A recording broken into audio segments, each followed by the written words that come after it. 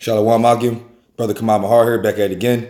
First things first, we give all praise to Yahawah, Bahasham, Yahawashi, Bahasham, qadash, double honors, apostles, and elders on the truth from GMS, and blessings to the Akim, my dear, preaching his word with whole heart, true sincerity, and blessings to the 144,000 and 1/3, the first fruits of the kingdom of heaven, the house of David, the Biyaf, and Shalom to you brothers out there speaking in different tongues and looking in different nations. Shalom. So today I wanted to, put up a video on the word of the Most High, Yahweh Bahasham Yahawashi, will not go out void. It'll always stay true. It'll always be what it is. And it'll always, never be redundant or anything of that nature. It's the truth. And no matter if a brother's prophesied to the wind, it is still conquer for what it needs to do. That's another precept I will pretty much need to look for as well.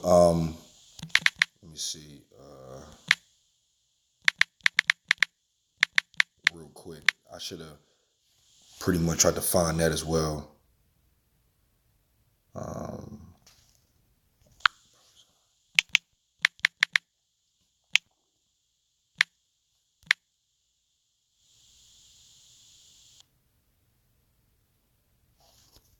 Okay, so I put that in Google. I want to get that one out too as well.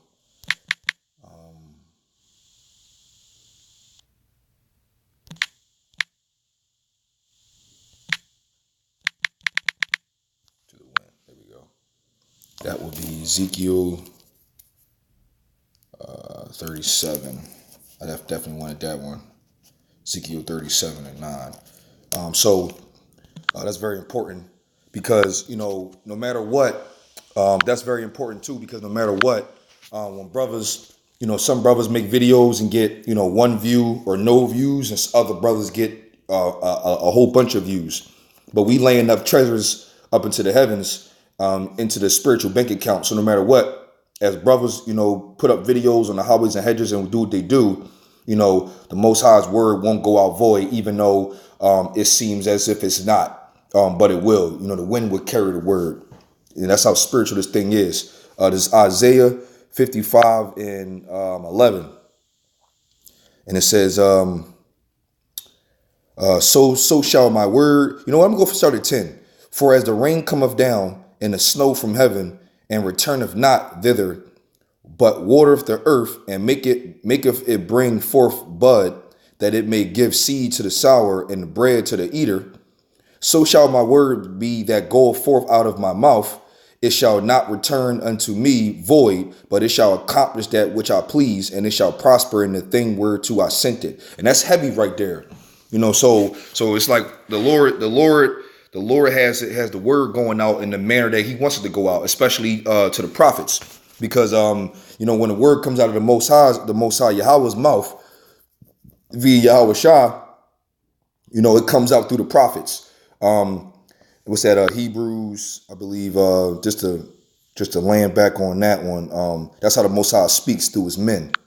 Because he's not come off the throne for nobody. That's not happening. Hebrews, I believe it's 1. It says, the Most High, who at sundry times and in diverse manners spake in time past unto the fathers by the prophets. Right. So that's how the Most High, speaks. He sets up prophets, and they go out and speak the word of the Lord, Yahweh Bahasham Yahawashi, for where it needs to be sent to for a timely manner, and then he destroys, or whatever was prophesied will come to pass, because his word will not go out void, and it will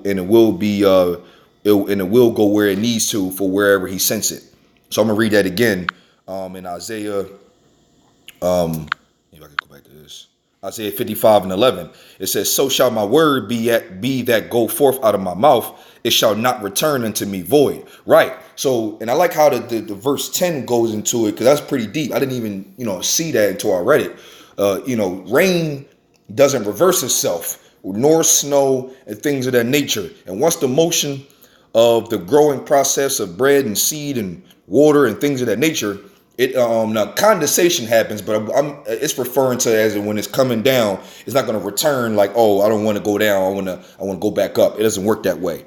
So it says, so shall my word be that goeth forth out of my mouth. It shall not return unto me void, but it shall accomplish that which I please, and it shall prosper in the thing whereto I sent it, right? So, that's just what it is. So, any scoffer or two-third think something ain't right or it ain't gonna happen. That's nonsense, man. This is the Most High we talking about right here, the Almighty, the Creator. Whatever the Most High says will go down, will come to pass. Which is let me go to the book of Isaiah 45, since I'm already here. 45 and 23. That's the one I should have known already. It says, I have sworn by myself, the word is going out of my mouth in righteousness, and shall not return, that unto me every knee shall bow and every tongue shall swear. And that's going to happen. That's going to happen real soon, because there's a lot of scoffers or a lot of people who don't believe in Yahweh. So they are into their other gods right now, and that's cool. Even 2/3 of our people are in the other gods, but it's going to be this is basically a prophecy going in where it says I have sworn by myself, and if the Most High swear by himself, that's just like, he can only swear by himself, because I think this was a Hebrews.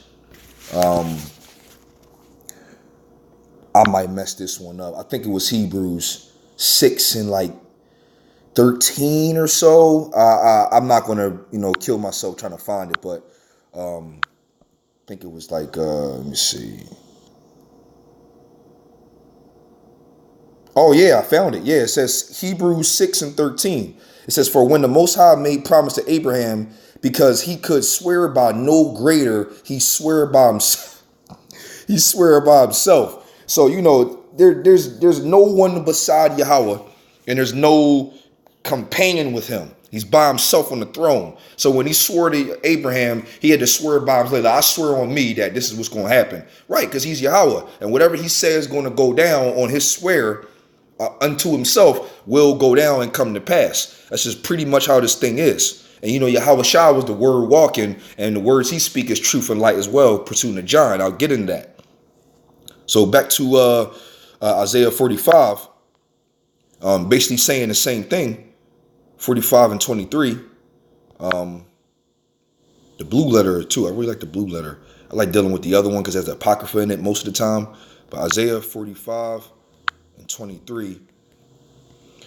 And it says, one more time, it says, I've sworn by myself. Right. So I just preset that with Hebrews 6 and 13, because he swore by himself, because he's the only thing he can swear to. It ain't like he can say, oh, I swear upon the Father above me. That's not the case. He's by himself on the throne. So, he got to swear. If he's going to swear on something, it's going to swear on himself, because he's the one that made everything. You know what? It's another precept I need to get into. Here's another reason why he had to swear by himself. And also, the swearing by himself is just gonna have to be what it is, because he's the creator, and the word that goes out from him won't come void, because he's the man. You know what I'm saying? He's nothing but righteousness and truth, and has a balance between evil and righteousness on a balanced aspect. You can go to Isaiah 45 and 7 to precept that. But this was the book of Acts. Acts would be the book of Acts 24, I believe, is 17. Acts 17 and 24. This is another reason why he has no choice but to swear to himself. It says, okay, so the Most High that made the world and all things therein, seeing that he is Lord of heaven and earth, dwelleth not in temples made with hands. And it says, neither is worship with men's hands, as though he needed anything, seeing he giveth to all life and breath and all things.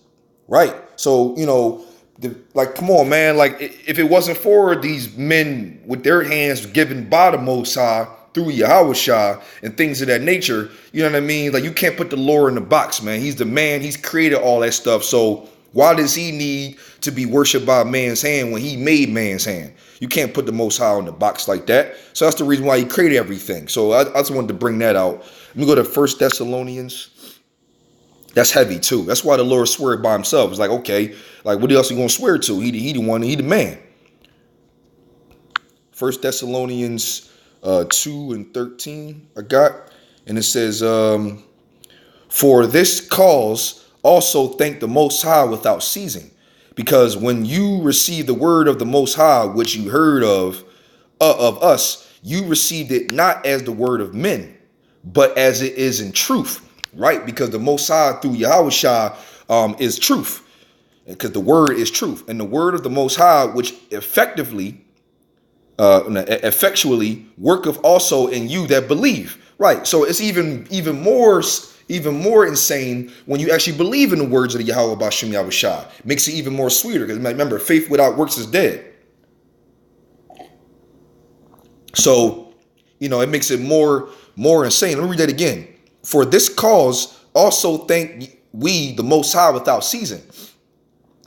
And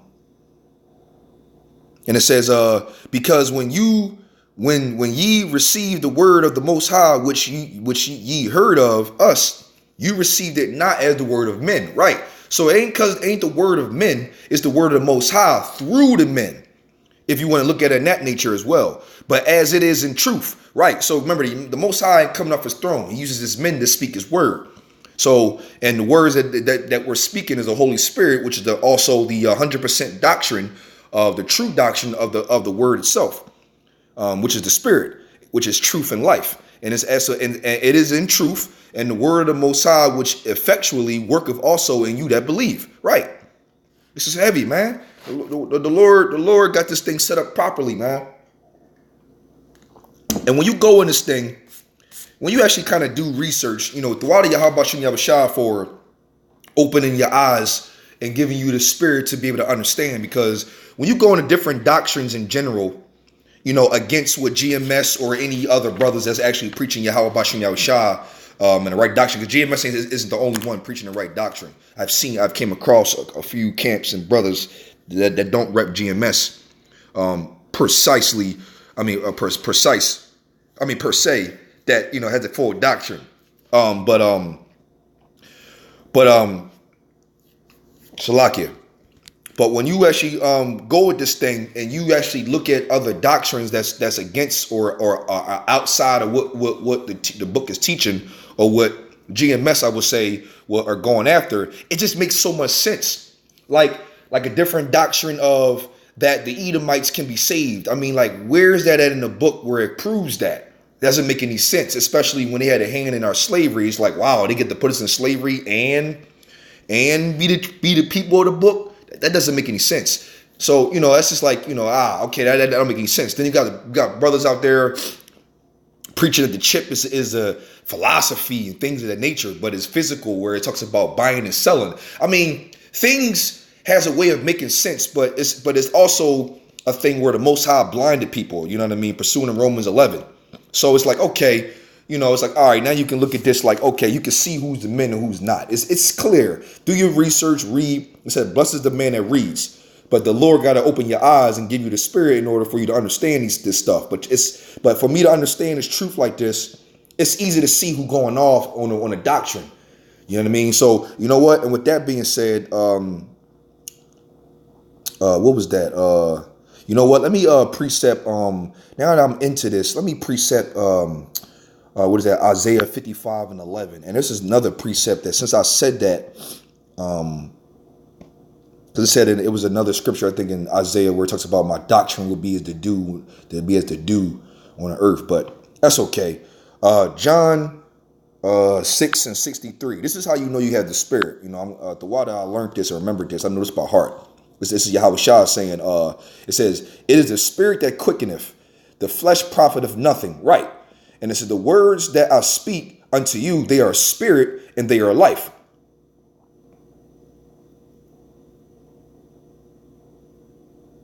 Right. And that's how you know, because people be like, you don't got the spirit. You know what I mean? Well, the spirit is if you preaching his word like this, it's the spirit that quickeneth and is giving you the aspect to be able to do it. And it's the spirit in his life. Because remember in what was that? Was Thessalonians?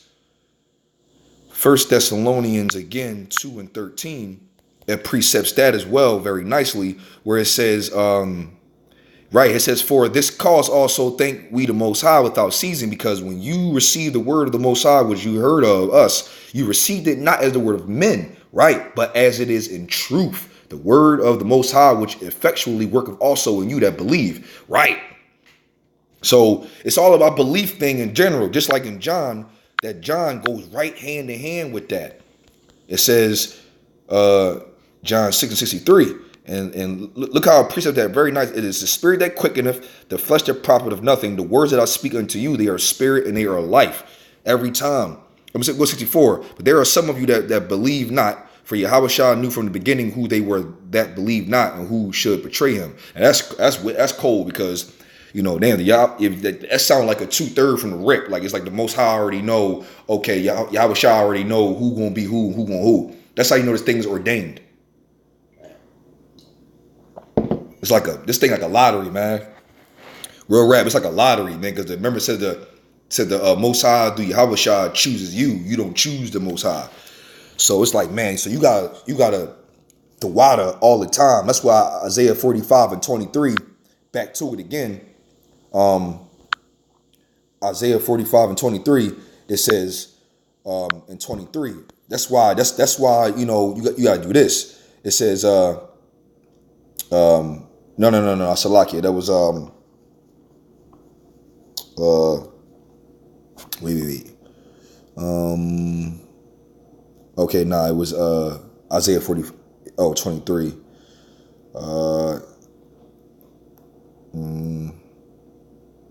But the Thessalonians. I want that one precept that was like the real reason why I actually went into that. 2:13. Right. First Thessalonians 2. This is why you got the water Yahawashi Yahawashi all the time. It says, for this cause also thank we the Most High without ceasing. Right. You got to continuously keep doing that. And that's the point I wanted to make. You got to continuously keep doing that, because it's the spirit on you to have the right doctrine. You know what I'm saying? And that makes you in position to believe, have great hope that you are hopeful elect. Because you don't know if you're elect, but it's looking really good if you're doing what you're supposed to do. And you got the full doctrine. It's looking pretty good. You know what I'm saying? But you hoping at the same time, but it's looking pretty good. You know, you know how you can you could be in a basketball, but you could be in a basketball position to shoot the ball. Have great form. You can have a great you practice a whole lot. You make a lot of shots. So you're in great position from practice and great form and making 1,000 shots before. You're in great position to make that shot, but you hope you want to make that shot even though you're good at making that shot. You still don't know if it will go in or not. But you got the skills, you got the knowledge and the form, which is His truth, and you do what you're supposed to do, and lost at your commandments, and you trying your best, and you praying to the Lord, and you repenting, and you whenever you need to, and you doing what you got to do. That's the form and the practice and the skills. But at the end of the day, though, when you take that shot, you still don't know if you're gonna make that or not. That's how this truth is, man. But you in great position to do so, and you also got what you need in order for it to just so happen goes in. That way, when you are hopeful elect and you do get delivered when the time comes, I think I'm gonna say my personal opinion, brothers. I'm gonna say that as a hopeful elect, if I get beamed up, I'm a feel as though I figured I was. I'm gonna say it like that because it's a belief and faith thing. But I'm not gonna be like, oh my goodness, I can't believe I was one of those chosen ones. Yeah, I'm gonna say that, but by following this walk and being sincere, that the water for allow me to be diligent like this and want to do right and want to listen to the words. If you get beamed up, it's like, okay, I'm so happy. I'm gonna cry, probably all of that. I'm gonna be, oh man, all praise to the Most High for delivering me. But I'm also gonna feel as though as a hopeful elect, like, okay, it makes sense. Like, it makes sense that if I was, it makes sense. So, that's all I'm saying, because this is still great hope. We don't know for sure. But brothers that sincere are in great position. That's what I'm gonna say. Romans 11:1. Because this word, man, it's gonna go out, man, not void. And it's truth, man. Everything is truth, and the words and the Lord's gonna make this thing how He said it was on. Jacob's trouble is coming. That's the part of the word. You got the famine of the word. That's coming. Persecution is coming. Great destruction is coming. The words going out. Romans 11:1. Oh yeah, that's right. Romans 11:1. I say then, have the Most High cast away his people? Yahweh forbid. For also I am Israelite, seed of Abraham, and a tribe of Benjamin. Right. Let me see, read 2. Yahweh have not cast away his people, which he foreknew. Wot you not what the scripture saith of Elias, how he maketh intercession of the Most High against Israel, saying, and I'm going to stop right there, because at the end of the day, though, the Most High said he wasn't going to forsake his people. And he also prophesied that we will come and remember ourselves in the land that we don't know. We're doing that now. He said that, and that's also happening.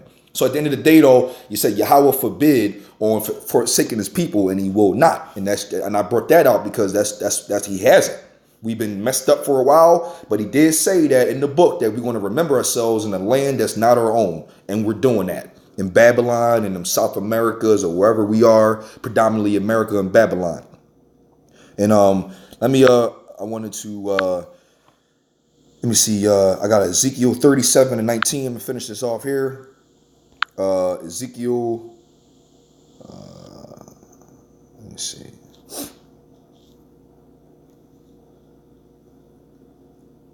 Shalaki, brothers. Must be on top of my. It was hiding on my crack. 37:19. And it says,